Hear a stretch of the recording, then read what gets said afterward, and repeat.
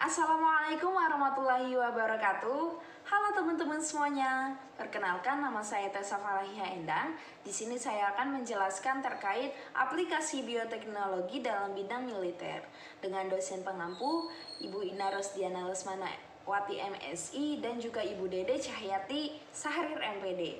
Dengan anggota kelompok, saya Tessa Falahia Endang bersama teman-teman saya. Yang pertama yaitu Apriani, yang kedua Lulu Roaida, yang ketiga Mila Tirta Dewi dan juga Tria Adinur. Baik, terkait aplikasi bioteknologi dalam bidang militer, di sini saya akan menjelaskan terkait pendahuluan bioteknologi militer itu sendiri. Pada beberapa dekade terakhir, terkait masalah pertahanan bioteknologi ataupun biodefense berkembang seiring dengan berkembangnya ilmu pengetahuan dan teknologi, terutama yang berkaitan dengan mikroorganisme dan rekayasa genetika serta pergeseran dimensi konflik dan pertahanan. Dari aspek kepentingan militer tersebut, pemahaman mengenai pertahanan biologi diarahkan untuk melakukan deteksi sejak dini, dalam artian identifikasi dan netralisasi terhadap agen biologi.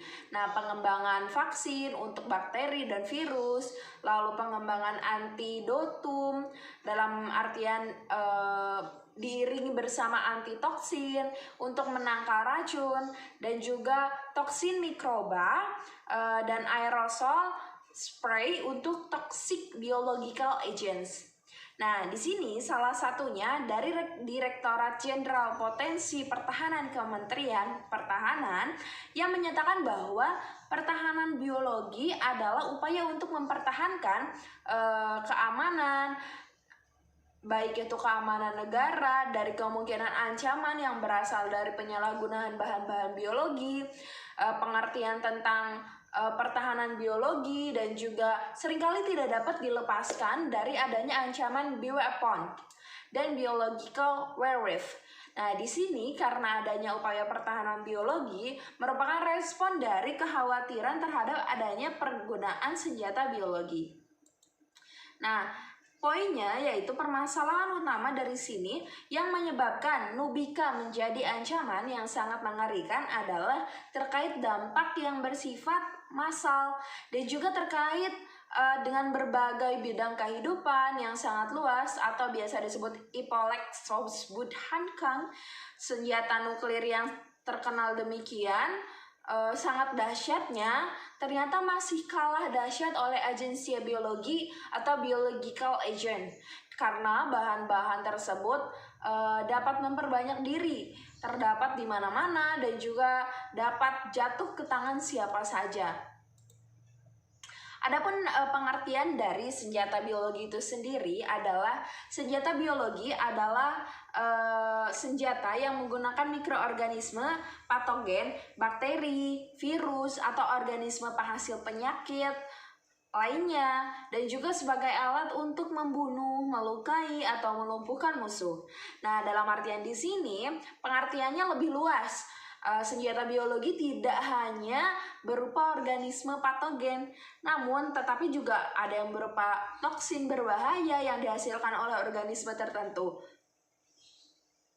Menurut Direktorat Jenderal Pertahanan Kementerian Republik Indonesia, senjata biologi adalah senjata yang menggunakan patogen, bakteri, virus, atau organisme. Nah, di sini tidak hanya patogen dan organisme, tapi ada pula penghasil penyakit lainnya, seperti sebagai alat untuk membunuh, melukai, atau melumpuhkan, seperti tadi melumpuhkan musuh. Menurut Elizabeth tahun 2017, bioterorisme merupakan salah satu bentuk teror dengan menggunakan satu penyebaran kejahatan biologis seperti virus dan bakteri, sehingga menimbulkan penyakit atau kematian manusia, hewan, ataupun tanaman, dan makhluk hidup lainnya. Terima kasih banyak. Wassalamualaikum warahmatullahi wabarakatuh. Assalamualaikum warahmatullahi wabarakatuh. Perkenalkan, nama saya Mila Tirta Nirmala Dewi. Di sini saya akan menjelaskan materi yaitu tentang sejarah penggunaan senjata biologi. Nah, penggunaan senjata biologi ini dimulai pada tahun 400 sebelum Masehi. Jadi, ketika orang Iran kuno atau disebut dengan Scythians menggunakan panah yang dicelupkan ke dalam feses kotoran dan mayat makhluk hidup yang telah membusuk. Nah, hal serupa juga dilakukan oleh bangsa Roma yang mencelupkan pedangnya ke dalam pupuk dan sisa hewan yang telah membusuk sebelum berperang dengan musuh-musuhnya. Apabila musuh-musuhnya terluka oleh senjata tersebut, maka akan terjadi infeksi penyakit yang dapat menyebabkan kematian. Selanjutnya yaitu pada Perang Dunia ke-1 juga, Jerman menggunakan dua bakteri patogen, yaitu bakteri Burkholderia malae, penyebab glanders, dan Bacillus anthracis yang menyebabkan antraks untuk menginfeksi ternak dan kuda tentara sekutu. Menurut Hagstadt, Perang Dunia 1 dan 2 pun tidak lepas dari perang senjata biologis tersebut. Nah, jadi selama Perang Dunia Kedua, Jepang melakukan suatu riset penelitian dengan menggunakan 3.000 tahanan perang sebagai objek penelitian, dan sebagian besar tahanan perang tersebut dipaparkan bakteri Bacillus anthracis yang merupakan bakteri yang menyebabkan penyakit antraks. Oke, selanjutnya yaitu ada agen hayati sebagai senjata. Pada prinsipnya, semua bahan hayati yang bersifat patogen ini menyebabkan penyakit yang dapat dijadikan senjata biologi. Namun, Kementerian Kesehatan saat ini mencatat sedikitnya ada 9 penyakit menular yang potensial digunakan sebagai senjata biologi. Di antaranya yaitu antraks, poliomielitis, kolera, demam tiroid, tuberkulosis, flu burung, SARS, MERS paru, dan cacar. Oke, baiklah, saya Apriani di sini akan melanjutkan presentasi dari Mila Tirta mengenai potensi Ebola sebagai senjata biologis. Nah, apa sih Ebola itu? Ebola adalah suatu penyakit yang disebabkan oleh virus yang dapat berakibat fatal jika tidak segera ditangani. Nah, penyakit ini pertama kali ditemukan di Afrika pada tahun 1976. Virus Ebola sendiri awalnya hidup pada tubuh hewan, kemudian menjangkiti tubuh manusia melalui darah hewan yang sudah terkontaminasi oleh virus Ebola tersebut. Nah, virus Ebola ini disebarkan melalui kontak langsung oleh tubuh manusia seperti urin, tinja, air liur, serta air mani dengan hidung, mata, mulut, atau luka yang terbuka pada orang sehat. Nah, gejala yang ditimbulkan oleh virus Ebola ini pada umumnya dirasakan oleh pengidap dalam waktu 5-10 hari setelah terinfeksi. Beberapa gejalanya antara lain seperti demam, nyeri kepala yang berat, menggigil, lemah, mual, dan muntah, serta diare yang dapat disertai dengan darah. Nah, virus Ebola ini bisa jadi senjata biologi. Berdasarkan Badan Federal Biologi Medis Rusia, menurut Nikiforov cukup sulit untuk melacak pembuatan senjata, meski senjata biologi ini sudah ada pada tahun 1972. Nah, senjata biologi tidak seperti bom nuklir. Untuk membuat bom nuklir, orang perlu tambang uranium, pembangkit listrik tenaga nuklir, dan seterusnya. Tapi senjata biologi ini bisa dibuat di laboratorium kecil yang bisa tersembunyi. Selanjutnya di sini ada fakta virus Ebola dan senjata biologi. Ebola sebagai kekuatan senjata biologi ini dapat digunakan menyebabkan kerusakan massal. Bahkan virus ini bisa digunakan dalam bentuk semprotan sehingga sangat berbahaya. Nah, menurut Organisasi Kesehatan Dunia, tingkat kematian rata-rata dari Ebola ini dapat diklasifikasikan menjadi 50% dan bisa naik sampai 90% jika tanpa perawatan medis. Nah, selanjutnya yaitu virus Ebola dan terorisme. Pemerintah US khawatir tentang senjata biologis ini. Mereka khawatir jika senjata biologis ini digunakan oleh teroris yang banyak berasal dari Afrika Barat. Nah, oleh karena itu, pihak US mengirimkan tentaranya guna mengantisipasi penyebaran, pembuatan, dan penggunaan virus Ebola sebagai senjata biologis yang digunakan oleh para terorisme. Bismillahirrahmanirrahim. Selanjutnya yaitu bakteri antraks sebagai senjata biologis. Penggunaan senjata biologis menggunakan bakteri antraks ini dianggap sebagai alternatif pengganti senjata konvensional. Hal ini dikarenakan spora antraks dapat berupa serbuk dan dapat disimpan di berbagai jenis tempat.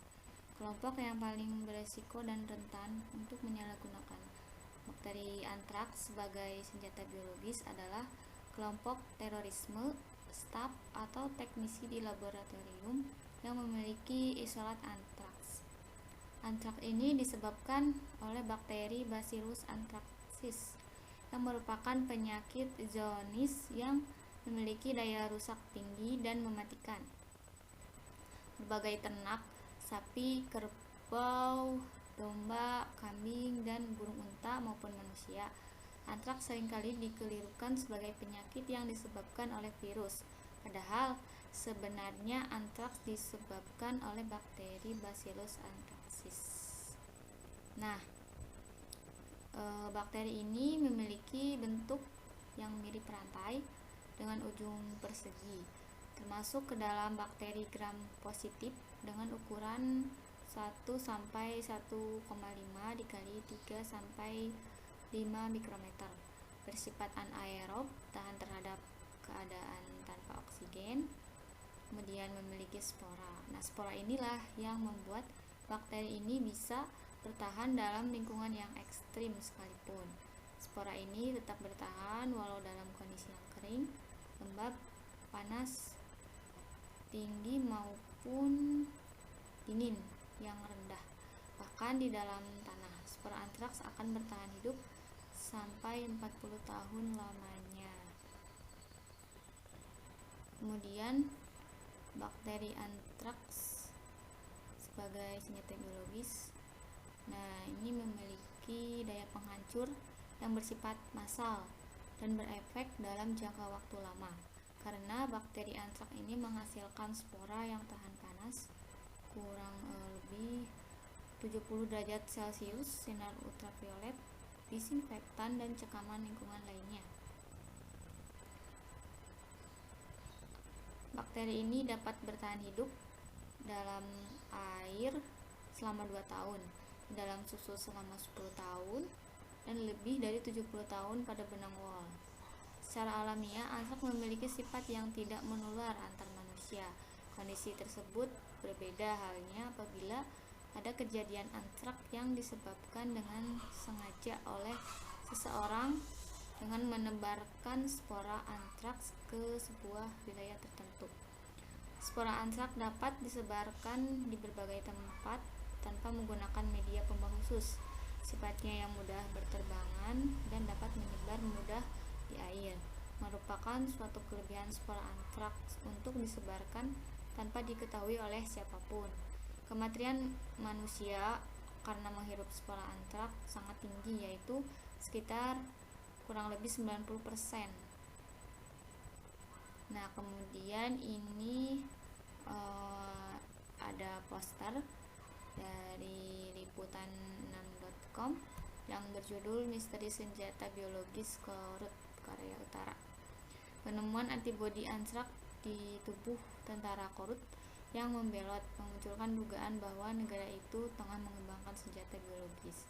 Sejarahnya, pada tahun 1950 menuduh Amerika Serikat gunakan senjata biologis. Kemudian pada tahun 60 pengembangan senjata biologis dimulai. Nah, tahun 80 senjata biologis berhasil dibuat tentara divaksin anti cacar. Tahun 87 tanda tangani konvensi anti senjata biologis. Kemudian pada tahun 2015 membantah punya senjata biologis. Kemudian pada tahun 2017 diduga membangun gudang senjata. Nah, ada dugaan 13 jenis senjata biologis. Ada antraks, botulisme, kolera, demam berdarah, cacar, demam tifoid, demam kuning, disentri, infeksi brucellosis, bakteri staph, tipus, racun, alergia. Cara pakainya dengan menggunakan rudal berhulu, kemudian diledakkanlah antraks. Ada juga dengan alat penyemprot virus ke udara atau ditabur di persediaan air. Sekian. Selanjutnya, saya Lulu Roida akan melanjutkan presentasi, yaitu mengenai COVID-19, perang biologi diberlakukan darurat militer. Dari pengamatan intelijen dan pertahanan Universitas Indonesia, Dr. Koni Rahakundini Bakri, 55 tahun, mengingatkan Presiden Republik Indonesia Joko Widodo untuk memikirkan alternatif untuk memperlakukan status darurat militer, mengantisipasi meluasnya penyebaran coronavirus di C19 atau disebut juga dengan COVID-19. Permasalahan penyebaran COVID-19 yaitu pada senjata biologi dalam dunia militer yang disebut juga dengan Weapon of Mass Destruction atau WMD. Ini merupakan senjata pemusnahan massal. Penanggulangan COVID-19 sebagai pemusnahan massal harus melibatkan TNI dan Kementerian Pertahanan. Daya serang dari COVID-19 ini merupakan atau cukup mengerikan dan cepat karena lebih dari 100 negara di seluruh dunia menderita akibat penularan COVID-19 dan juga menelan ratusan ribu nyawa manusia yang hidup di bumi. Peran CBRNA yaitu yang pertama, peran tugas dan kesiapan TNI darurat militer sebagai pilihan karena tingkat kematian di Indonesia karena COVID-19 itu terbanyak kedua setelah Italia atau tertinggi. Kemudian yang kedua, bahwa CBRNA atau Chemical, Biological, Radiological, Nuclear, and Explosive, Kementerian Pertahanan RI dan TNI harus mengoptimalkan peran DEX dari CBRNA dalam menghadapi WMD COVID-19 yang mewabah di banyak negara. DEX dari Kementerian Pertahanan RI yaitu tim kerja khusus menghadapi ancaman, serangan senjata kimia, biologi, nuklir, dan bahan peledak dengan strategi kerja efektif, responsif, dan berkelanjutan. Presiden RI harus memperhatikan 3 hal penting: teknologi, integrasi kementerian, dan langkah Kementerian Pertahanan RI terkait CBRNA yang disinyalir tersebarnya video paparan COVID-19. Pertahanan CBRN global dengan tujuan yaitu deteksi, perlindungan, dekontaminasi, dan simulasi juga pelatihan. Untuk aplikasi militer dan penegakan hukum sipil. Kemudian dari letak geografi sudah mencapai ke Amerika Utara, Eropa, Asia Pasifik, Timur Tengah, dan Afrika, juga di Amerika Selatan. Dari COVID-19 ini, kimia, biologi, radiologi, dan nuklir atau Chemical, Biological, Radiological, dan Nuklir atau disingkat dengan CBRN. Keamanan, dengan adanya keamanan ini diharapkan virus yang tumbuh hanya sebesar 5% saja. Dari Kementerian Pertahanan, pertama, Kementerian Pertahanan dan TNI harus memiliki kemampuan untuk mengontrol, mengalahkan, menonaktifkan, dan menghancurkan ancaman WMD, yaitu COVID-19. Kedua, pengendalian memerlukan kemampuan untuk mengisolasi, mencegat, mengalihkan, dan mengamankan WMD serta jaringan pendukung memerangi WMD. Yang ketiga, kemampuan tanggap dari serangan WMD melalui kekuatan mempertahankan operasi efektif saat serangan terjadi di tanah air, melawan serangan yang datang dari luar negeri. Dan yang terakhir yaitu memulihkan situasi dengan cepat, dekontaminasi personil dan peralatan, serta membangun postur pelindungan. Selanjutnya yaitu Kementerian Pertahanan dan TNI menghadapi WMD. Yang pertama, strategi mengembangkan dan memproduksi dual purpose diagnostik. Adapun vaksin, yaitu kemampuan untuk bertahan terhadap senjata biologis, pengendalian serangan WMD dengan peningkatan pengawasan sistem peringatan dini atau jaringan. Dan fokus pada kemampuan intelijen, membangun jaringan dan postur kekuatan jaringan dan koordinasi, mendidik, memimpin, dan masyarakat tentang bahaya strategis senjata biologis. Teknologi dan inovasi di bidang militer memberikan pengetahuan bahwa militer merupakan solusi terdepan mengenai kesiapan merespon di garis depan dalam bioterorisme dan juga biowar. Militer sebagai organisasi yang paling dapat diandalkan dan efisiensi pada waktu krisis atau yang lainnya. Kemudian, merumuskan strategi biodefense Indonesia dan rencana pelaksanaan biodefense. Melaksanakan strategi nasional untuk biosurveillance dan geosensing, optimalisasi sistem integrasi biosurveillance nasional. Adapun membentuk kerjasama sipil militer untuk biodefense, memperjelas parameter dukungan militer kepada pihak berwenang sipil dan menanggapi serangan, menyiapkan, memperbaharui, dan menerapkan doktrin pertahanan biodefense. Selanjutnya yaitu keuntungan dan kerugian penggunaan senjata biologi dalam militer. Menurut Kusnandar 2008, terdapat beberapa keuntungan dan kerugian penggunaan biologi atau senjata biologi dalam militer. Yang pertama yaitu tentang keuntungan. Keuntungan di sini yang pertama hemat, di mana biaya produksi relatif murah dibandingkan senjata penghancur lainnya. Kemudian yang kedua, mudah dicari. Alat dan bahan yang dibutuhkan untuk pertumbuhan agen biologi itu cukup sederhana, sehingga dapat dicari dengan mudah. Dan adapun juga yang ketiga, waktu yang singkat, di mana waktu yang diperlukan saat pembuatan relatif ini lebih pendek. Kemudian ada yang keempat, yaitu merupakan solusi dari pembuatan senjata biologis ini dapat juga dibuat obat penangkalnya atau penawarnya, yaitu berupa vaksin. Dapat dibuat vaksin atau penawar dari senjata biologis yang telah diciptakan. Yang kelima, yaitu tidak tampaknya senjata tersebut, sehingga dapat mengelabui musuh, yaitu penyebarannya tidak terdeteksi oleh musuh. Kemudian yang terakhir, yaitu ramah lingkungan. Ramah lingkungan di sini yang dimaksud yaitu tidak merusak bagian-bagian alat ataupun lingkungan yang telah ditinggali. Penggunaannya tidak merusak infrastruktur atau fasilitas yang ada di dalam daerah perang atau di daerah yang sedang diserang. Yang terakhir yaitu mengenai kerugian. Penggunaan senjata biologis dalam bidang militer, yang pertama yaitu jika tidak dilengkapi dengan berbagai alat pelindung, berisiko terinfeksi oleh agen biologi yang digunakan sebagai senjata. Jadi kita atau militer yang menggunakan senjata tersebut dapat juga terinfeksi jika tidak dilengkapi dengan alat yang memadai. Yang kedua yaitu perlunya perhitungan cuaca atau kondisi yang tepat untuk melakukan penyebaran senjata biologis tersebut.